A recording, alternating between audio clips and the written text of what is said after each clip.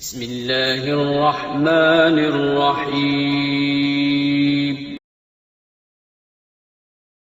ابھی کل میں نے مولانا طارق جمیل صاحب کا ایک بڑا زبردست کلپ سنا، تو وہ بیان میں فرما رہے تھے، بڑی زبردست انہوں نے کارگزاری سنائی۔ میں کہیں جا رہا تھا تو کسی نے کہیں بیٹھا ہوا تو کسی نے ان کا کلپ لگا دیا، بڑی زبردست انہوں نے بات بتائی۔ انہوں نے کسی ملک کا یا کسی شہر کا نام لیا، وہ نام مجھے یاد نہیں ہے، کسی علاقے میں جماعت گئی، تبلیغی جماعت، تو کہتے ہیں کہ اس شہر میں ہمارے کسی جماعت کے ساتھی کو ہارٹ اٹیک ہو گیا، جماعت کے ساتھی۔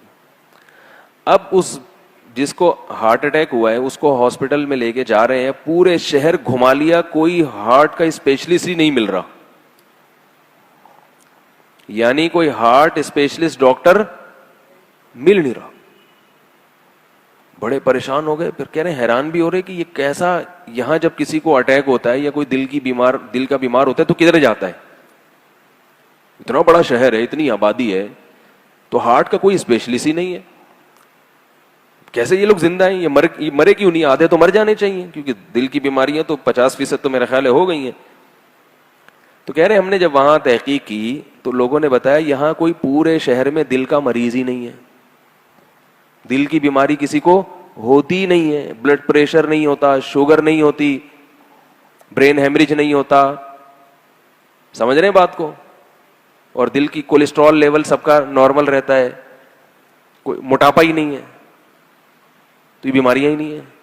ارے کہہ رہے میں نے حیران ہوا کہ کیوں نہیں ہے، یہ کیسے، کیا کھاتے ہیں یہ لوگ؟ پتا چلا کہ پورے شہر میں کوئی بیکری ہے ہی نہیں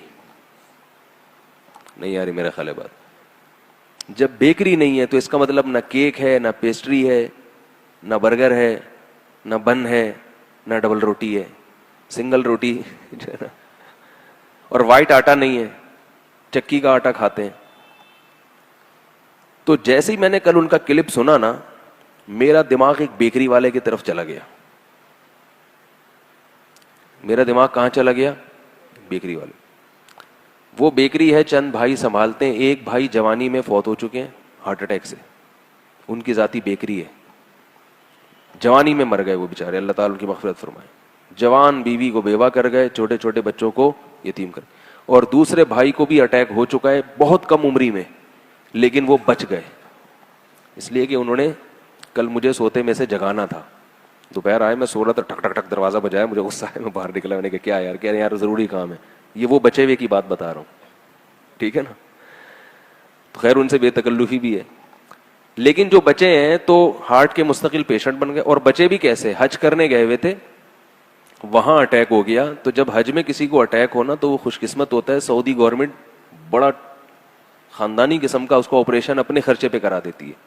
تو کہہ رہے ہیں اللہ کا فضل ہو گیا، یہاں نہیں اٹیک ہوا، وہاں ہو گیا، ورنہ یہاں تو میں مقروض ہو جاتا۔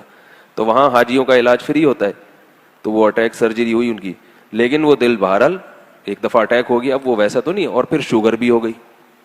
تو میں نے ان سے 3-4 سال پہلے کا یہ واقعہ ہے، تو میں نے ان سے پوچھا تھا کہ آپ تو بالکل ینگ ہو، دیکھنے میں بھی لال سرخ صحت مند، آپ اس وقت مجھے نہیں پتا تھا ان کی بیکری ہے کوئی، تو میں نے کہا کہ آپ کو یہ اتنی کم عمری میں شوگر بھی ہو گئی اور اٹیک بھی ہو گیا، کیوں؟ تو انہوں نے کہا میری بیکری ہے، تو میں سارا دن بیٹھ کے کبھی ایک بسکٹ وہاں سے نکال کے کھا لیا، کبھی ایک کیک وہاں سے اٹھا کے کھا لیا، مدت ذلہ لا لیا، جو ملا کھا لیا، کبھی ایک پیسٹری چکھ لی، تو چکتے چکتے بھی کافی ہو گیا۔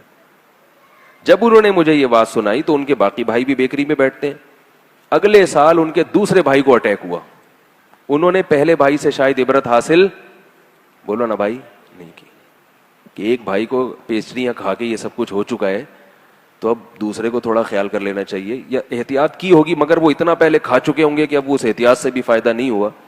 وہ بیچارے سیڑھیوں سے نیچے اترتے ہوئے اٹیک ہوا، گرے اور آن دا اسپاٹ ان کی موت واقع ہو گئی۔ تو مجھے حضرت مولانا طارق جمیل صاحب کی جب میں بات سن رہا تھا تو مجھے وہ بیکری والے کا قصہ یاد آ رہا تھا۔